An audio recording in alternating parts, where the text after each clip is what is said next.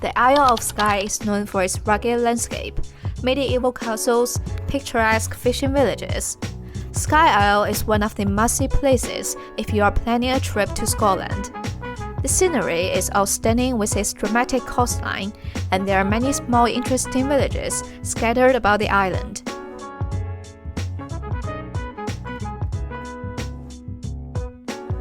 For a quick stop, Kilt Falls is a beautiful sight.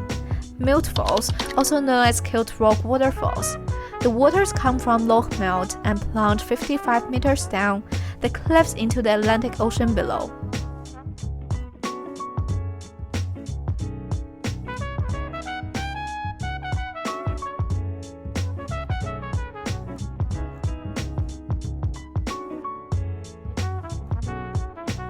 The upper waterfalls can be seen from the viewing platform, and there's a way to view the lower falls with a swim in it, if that is your thing.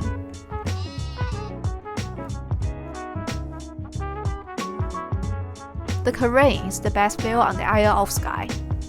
It's a perfect walk which passes through some of the most spectacular landscape in Scotland. As part of the Trotternish Range, it has been formed by a massive landslip, which has created high cliffs, hidden plateaus, and pinnacles of rocks.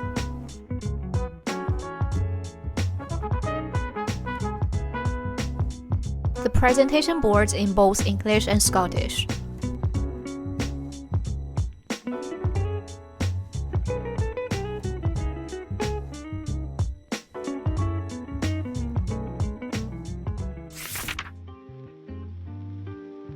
The distilling business in Scotland dates back to 1747.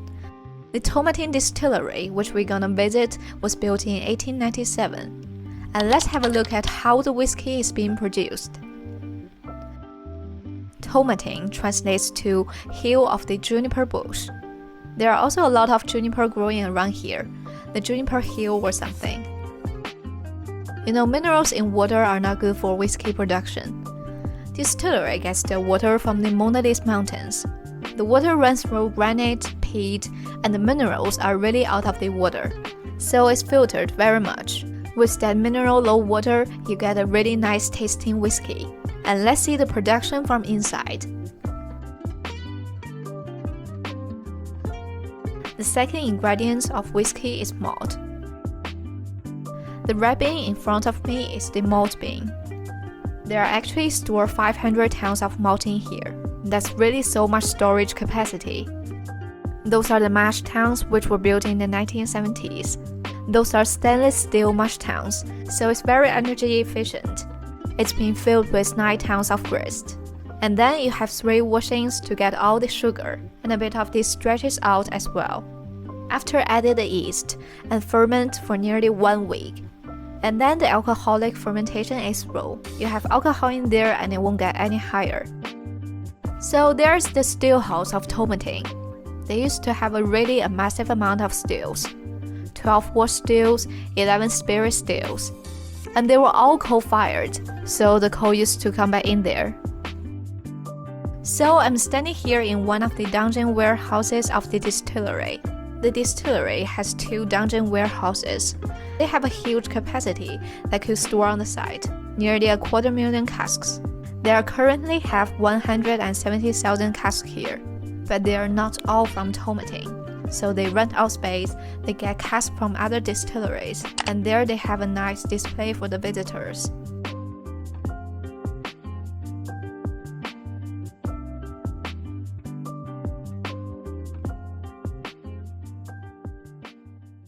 And we arrive at a very cute town which is called Kilt Rock. I don't know how to apply in Scottish. This town is the largest town in the Isle of Skye.